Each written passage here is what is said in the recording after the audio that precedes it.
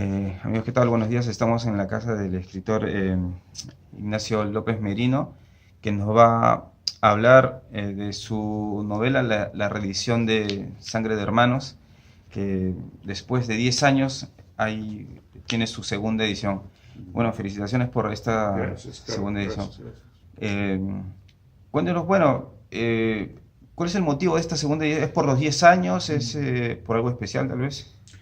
La verdad es que me complace que se reedite la novela y me halaga, porque quienes decidieron eso fueron los de Planeta, ¿no? Entonces, aparentemente han encontrado pues algún mérito para hacer la reedición, ¿no? Y ha cambiado la carátula, pero es exactamente lo mismo en fondo. Algunas correcciones de estilo, pero solamente en forma, nada en fondo.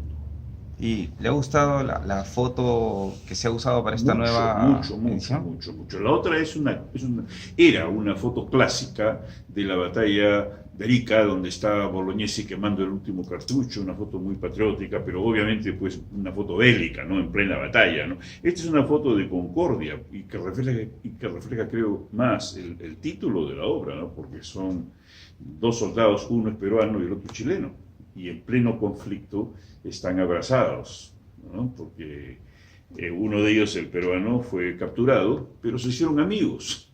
Entonces, en plena guerra, se tomaron esta foto, ¿no? Y refleja muy bien, creo yo, el título de la novela, Sangre de Hermanos, ¿no? Ahora, ¿esta foto tiene algo que ver con los personajes o solamente se ha usado Nada, para...? sí, una foto de archivo, Ujú, pero no tiene nada que ver con, no es ninguno de los personajes. ujú.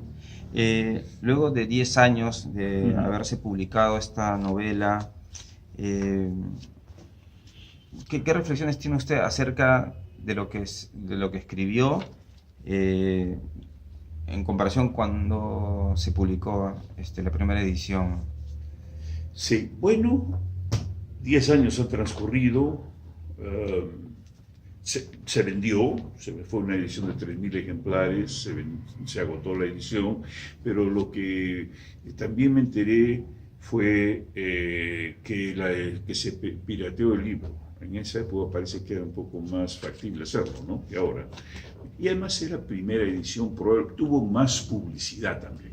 Entonces, algunos periódicos publicaron incluso un capítulo entero de la novela. Entonces, se hizo un alarde de publicidad mayor que actualmente, que es una reedición, lo cual es comprensible, obviamente, ¿no? Ahora, entonces, yo no sé cuántos ejemplares en realidad se vendieron hace 10 años, pero 3.000 creo que sí, ¿no? Y los otros, no sé si ha sido más, igual cantidad o menos, pero hubo, sí. En Chile también se vendió, estuvo tercero en el ranking por un par de meses, ¿no? Y he recibido mensajes y Ujú. copias de críticas que se escribieron en Chile también. Por lo tanto, parece que en Chile se vendió decentemente, aceptablemente. ¿Tuvo una buena recepción en Chile? En cuanto a críticas también, digo. La más generosa de todas fue la de un escritor, ensayista, politólogo chileno que incluso estuvo aquí unos años durante el régimen de Pinochet, ¿no?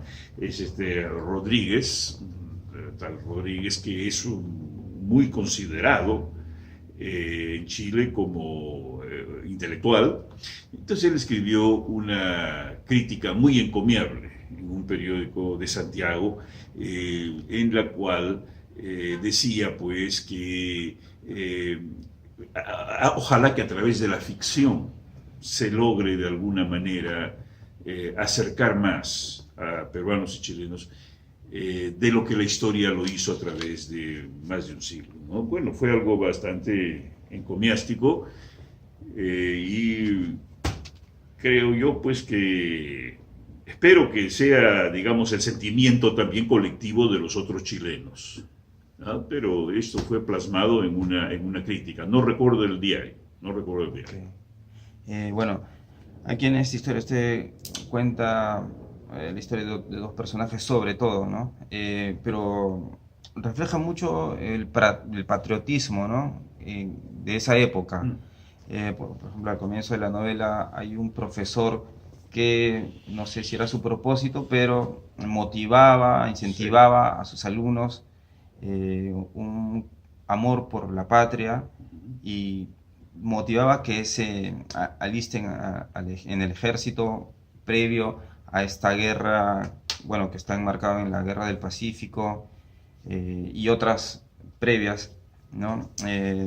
Este patriotismo es, digamos, y sobre todo la guerra, ¿no? La guerra que se vivió con Chile eh, eh, ha sido muy difícil encontrar novelas eh, contextualizadas en esa época, en esa guerra sobre todo, porque más vemos libros históricos, fríos, algunos pueden decir hasta aburridos que nos enseñan en el colegio, Claro, pero fechas en y esta novela exacto. hay mucho de sentimiento, hay emociones, está ameno. ¿Cuál fue el propósito de usted de escribir esta historia enmarcada en esta época, en este contexto, ¿no? Histórico de guerra?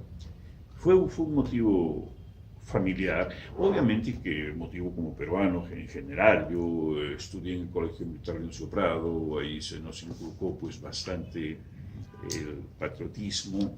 Estamos hablando del año 63, cuando me gradué en el Colegio Militar, ¿no?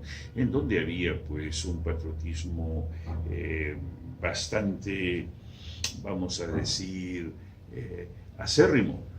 Tan es así que cuando rompíamos filas nos obligaban a decir vive el Perú y muera Chile, ¿no? Entonces había ese rencor abierto, que ahora no creo que lo haya, no sé si todavía habrá eso, ¿no? Pero ya han cambiado los tiempos. Entonces, después de 50 años, eh, espero y supongo que no haya esa animadversión, esa hostilidad tan grande entre los dos países, ¿no? Por la salud de las generaciones actuales. Bueno, pero ¿cuál fue mi motivación familiar? Que uno de los personajes, Eleuterio el Zarco, es en realidad mi bisabuelo. Es, Es mi bisabuelo, pero por supuesto que es la ficción, está inspirado en mi bisabuelo. Mi bisabuelo peleó con Cáceres, al lado de Cáceres durante toda la campaña de la Breña. Y él crió a mi padre, quien quedó huérfano a los 7 años. Entonces su abuelo, que es mi bisabuelo, eh, le inculcó pues todo esa admiración eh, que transpira en la novela, ¿no? Sobre Cáceres, ¿no? El periodo de Cáceres, y era un cacerista y como tal era también antipierolista, ¿no? Entonces esos sesgos históricos pasan de generación en generación, ¿no? Entonces cuando yo quise poner a dos personajes en situación extrema, ¿no? ¿Qué más extrema que una guerra? Y sobre todo que una guerra que nos fue adversa, ¿no? Y una guerra que devino cruel por ambas partes, sobre todo al final, cuando ya no se respetaban los códigos civilizados de la guerra y las matanzas eran tremendas y crueles, ¿no? Entonces fue una situación realmente extrema para dos personajes. Uno, un soldado profesional, y el otro, un muchacho estudiante que tiene pues todo listo para un futuro bastante grato. Es hijo de un médico famoso, tiene una novia preciosa, tiene éxito en todo lo que puede tener la vida, ¿no? Y este profesor que mencionaba al comienzo, que es un patriota fanático, se podría decir, eh, le inspira ese patriotismo. Entonces él deja todo lo bueno que tiene en su futuro para ir a pelear. Por supuesto, primero a Miraflores, porque elige ir a la defensa de Lima, Miraflores, y después se une a Cáceres en su ejército de la campaña de la Breña. ujú. Y hablando de este profesor, que era Aníbal español, Quintero. ajá, que Sí, sí, sí. eres español. Sí. Sin embargo, en la guerra que hubo, en este conflicto que hubo con España, él, digamos que se sumó, apoyó a Perú, ¿no? Sí. Sufrió, digamos que fue discriminado, fue hubo mucha crítica contra él, ¿no? De parte de los demás. Pero llama la atención, siendo español, ¿no? Que apoya a Perú, y esto fue digamos que un- una forma de él de manifestar de que está con Perú, pese a que el conflicto era con su país, ¿no? Claro, el país de sus padres, básicamente, ¿no? Porque él era Ajá, hijo de españoles, pero peruano, pero ajá, entonces él había, claro, ya no he ahondado en el origen o la raíz de ese sentimiento ultrapatriótico, ¿no? Un fanatismo patriótico, no sé si se puede hablar de fanatismo patriótico.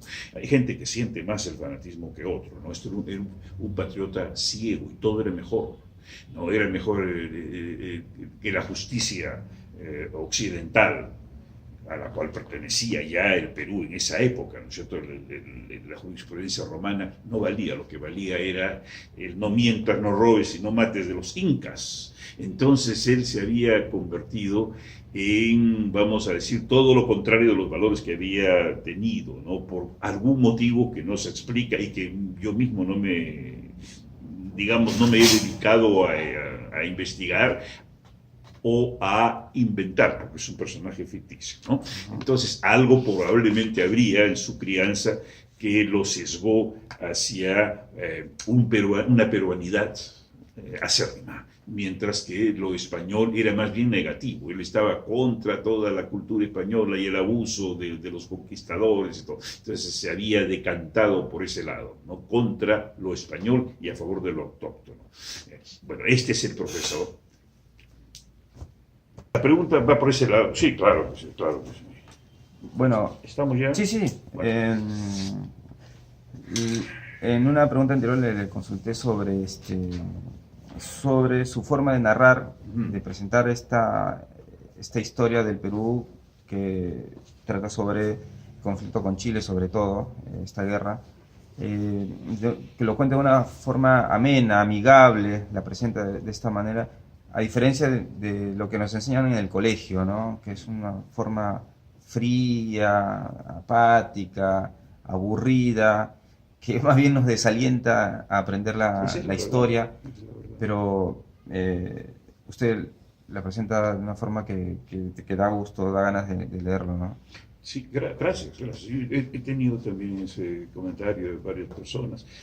Claro, lo que, digamos, se entiende que la historia tenga que ser fría, documentada, aplanada, sin sesgos, sin tomar posiciones, lo más objetiva que sea posible, ¿no? En el caso mío, obviamente, yo me baso en la historia para poner allí a mis personajes, o sea, no puedo alterar la historia es la verdad, pero es solamente el escenario. En realidad, lo interesante, creo, y lo que transmite esa emoción a la que se refiere, es que son personas vivas que están actuando en ese escenario que es terrible. Entonces, yo creo que esa emoción puede lograrse solo con una novela o con una biografía, por ejemplo, ¿no? Alguien que ha vivido esa época puede poner sus emociones allí, ¿no? Claro, claro. Pero un historiador yo creo que no tiene esa ventaja de darle calor y darle emoción a la historia. Basadre en algunos momentos lo hace, por ejemplo, el elogio que hace Basadre de Grau no puede ser mayor, no puede ser mayor. Él le llama a los miembros de la generación de Grau, ¿no? Que tuvieron el privilegio de verlo, o sea, conocieron personalmente a Grau, ¿no? Y él dice, yo como historiador no lo vi, lo admiro mucho por lo que hizo, pero no tengo el privilegio que tuvieron los de su generación de verlo físicamente. Ese es un elogio extraordinario, ¿no? O sea, ellos estuvieron al lado de él, vivieron en su época, ¿no? Ya. Bueno, esas cosas, Basadre se da, pero no es lo frecuente, no es lo común, vamos a decir, ¿no? Lo común es que el historiador sea un recopilador objetivo de hechos, más que una anécdota. Esa es la diferencia entre la tradición de Palma, por ejemplo, que también es muy cálida. O sea, en la tradición de Palma uno ve personajes que se mueren. Entonces, uno aprende la historia del virreinato, la historia de los comienzos de la República, de manera también así, porque son trabajos, pues, de...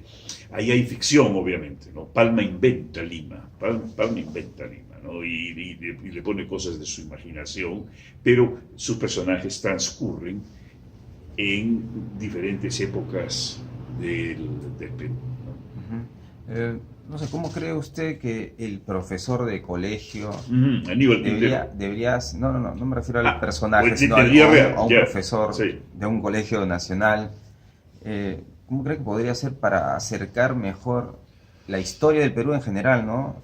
A los alumnos, que le haga más amigable.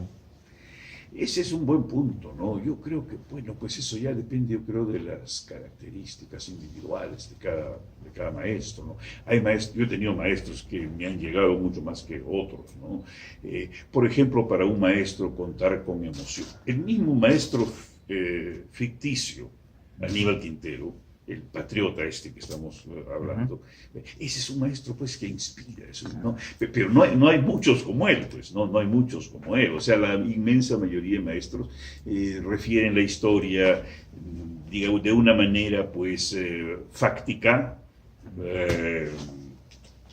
aburrida, porque son fechas, la batalla de tal, entre tales y cuales, pero no sabemos cómo fueron cómo fue la personalidad de esos individuos, que es lo que hace interesante la historia, ¿no? Porque entonces ya uno tiene seres vivos que están interactuando y seres vivos a los que ocurren cosas en un ambiente histórico y en un lapso de tiempo.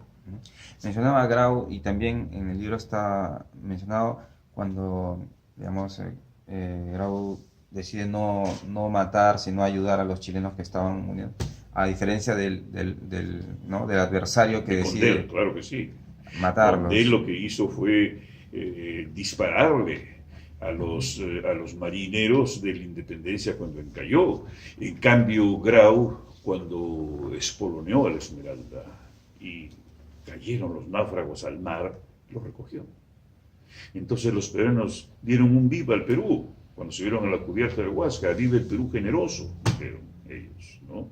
Por supuesto, pero él decían el caballero de los mares, ¿no? Y eso es lo que nos honra también, ¿no? Nos honra que, aparte de ser un patriota, un marino que dio la vida, fue también un ser humano extraordinario, ¿no? Él envió una carta a la mujer de Prat.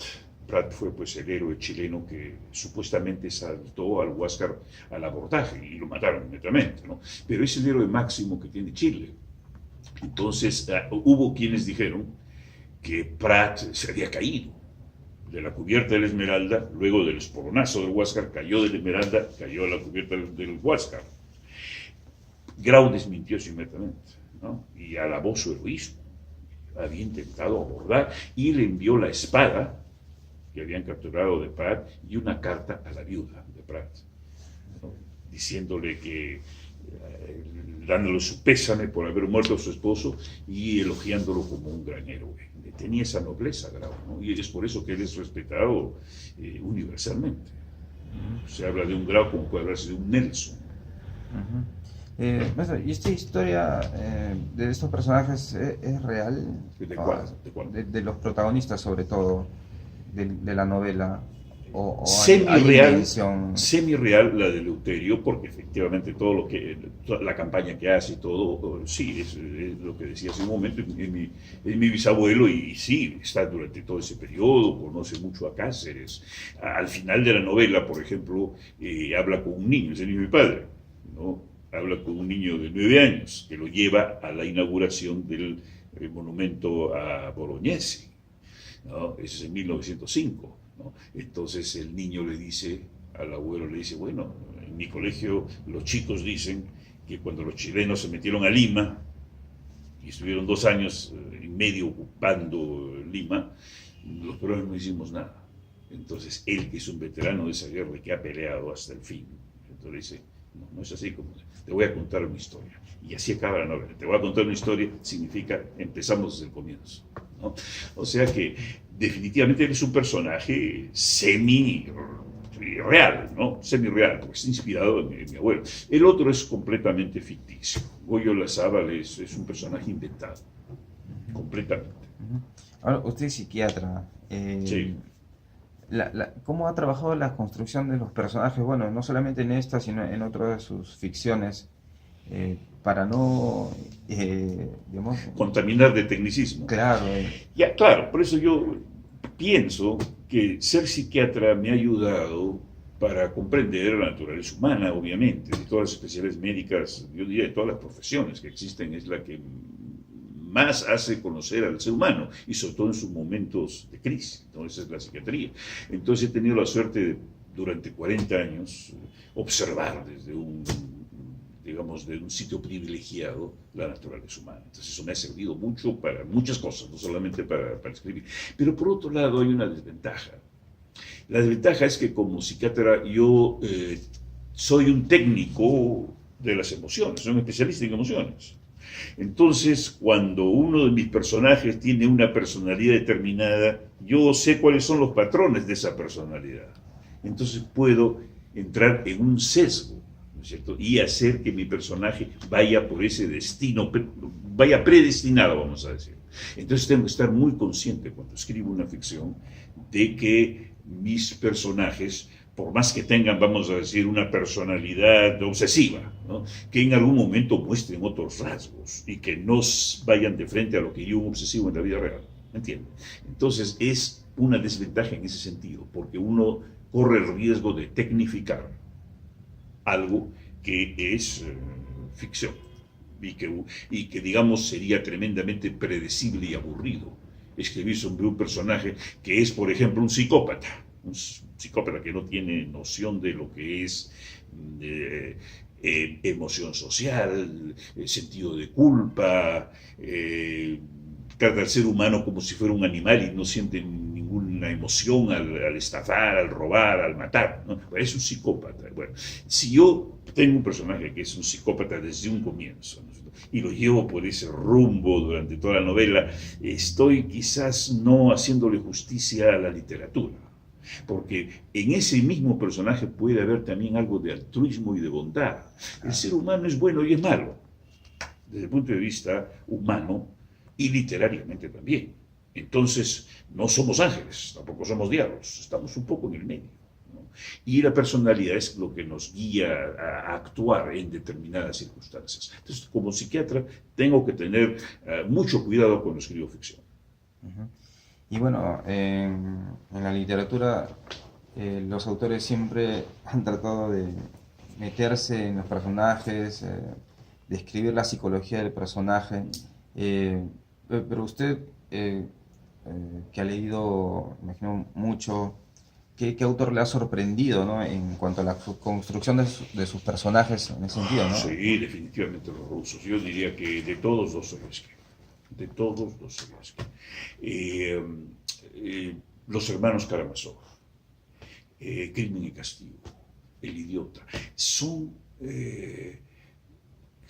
obras que exploran y bucean en la naturaleza humana más de lo que cualquier psiquiatra de ahora o de antes ha hecho. O sea, yo, so riesgo de que se me considere un poquito fuera de foco, diría que más he aprendido de Dostoyevsky que de Freud, por ejemplo. ¿Ah? O sea, una cosa es la parte técnica, una cosa son los patrones de conducta, la exploración del origen de los conflictos, ¿no?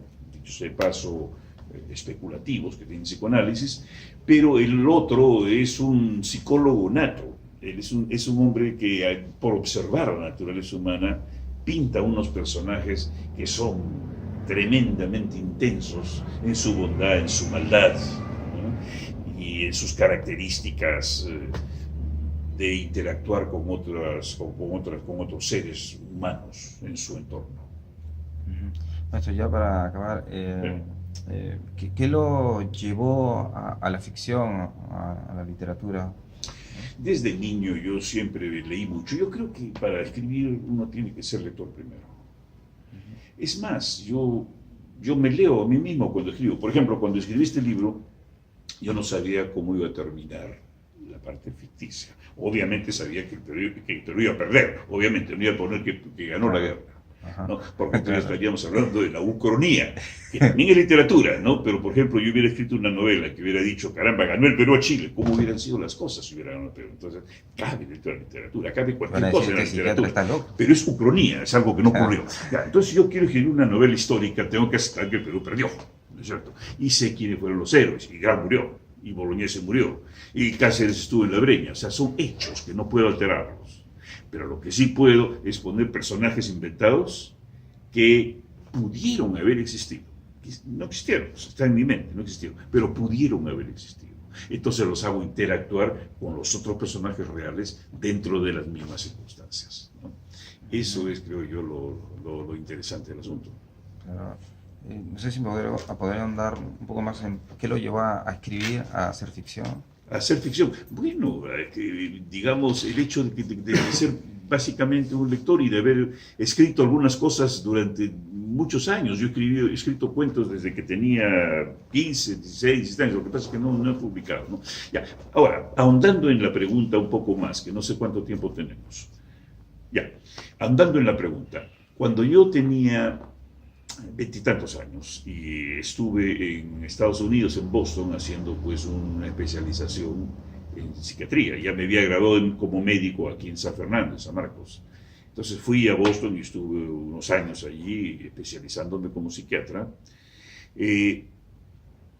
Encontré tiempo para escribir una novela, un novelón diría, un novelón de 500 páginas o más, en la que pintaba personajes con enfermedades mentales, ¿no?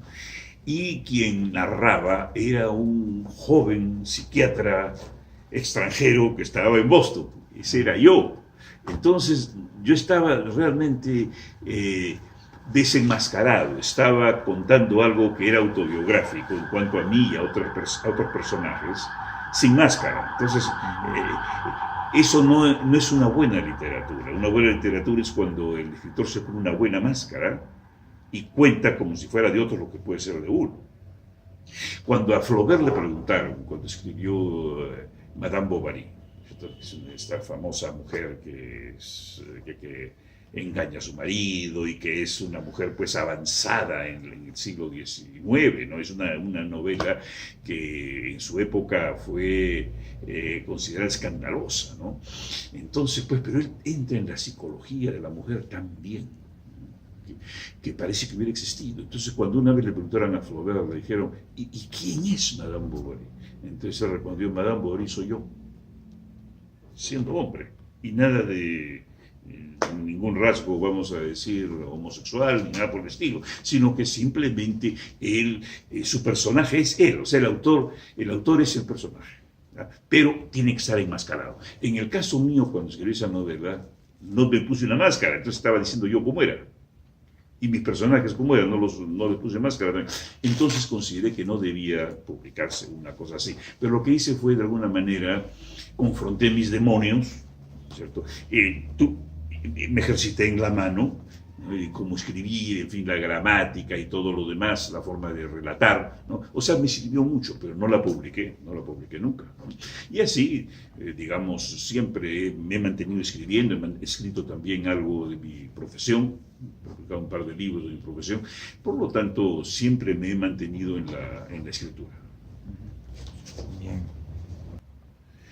Bueno, entonces aprovecho pues este momento de la entrevista, a la cual agradezco mucho, para ojalá logre entusiasmar la entrevista a los lectores que tengan la oportunidad de ver la entrevista, de leer mi novela. Espero que comprendan la época en la que ocurrieron estos hechos que fueron tan desafortunados para nuestro país, que entiendan la situación en que estuvo nuestro país, la desorganización, la desmoralización, la falta de integración, etcétera, para que en un futuro no se repita, ¿no? Un famoso historiador de nombre Santayana dijo: los pueblos que no conocen su historia están obligados a repetirla, o están condenados, digo. Los pueblos que no conocen su historia están condenados a repetirla.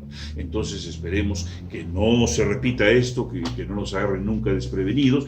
Eso desde el punto de vista, vamos a decir, real. Ahora, desde el punto de vista literario, espero que disfruten, que gocen con unos personajes que actúan en un medio extremo, como es una guerra. Listo, maestro, muchas gracias. A ustedes.